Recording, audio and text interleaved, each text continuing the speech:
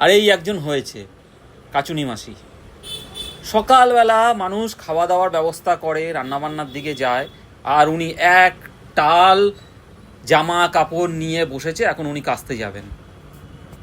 কিছু বলার নেই আমার তোমাকে। আমি কাচুনি মাসি কি সে আমার আমার মানে জানারও দরকার নেই, কাউকে জানানোরও দরকার নেই। তাহলে এতগুলো জামা কাপড় জমিয়েছো কেন? কেচে দিতে পারোনি নিজেদেরটা নিজেরা? আর আজকে কোনো রান্না নেই, কালকের মাছের ঝোল রয়েছে, তারপরে তোমার লাউয়ের তরকারি রয়েছে, ছেলের জন্য শুধু চিকেন বানাবো, তাহলেই ব্যাস হয়ে যাবে। ব্যাস তাহলেই হয়ে যাবে? হ্যাঁ তাহলেই হয়ে যাবে মানে? সেটাই তো বলছি, বেশ তাহলেই হয়ে যাবে আর কি। হ্যাঁ ঠিকই তো, ঝামেলা করার গরম করাবে না, তুমি এখান থেকে যাও তো, যাও। আমি তো সেটাই বললাম, তাহলেই তো হয়ে যাবে, আর কি দরকার আছে রান্না বান্না ঝামেলা বাড়িয়ে? তো লাভ নেই। জমিয়ে জমিয়ে রেখেছো 1 মাস ধরে। হ্যাঁ ইচ্ছা করে জমিয়ে রেখেছি তো। কেচেও তো দাওনি, তা এখন তো কাচতে পারতে, এখন তো সব মিটে গেছে। সুস্মিতা কবে কাচবে সেই ভরসা বসে আছো, মাথা গরম করিয়ে দেয়।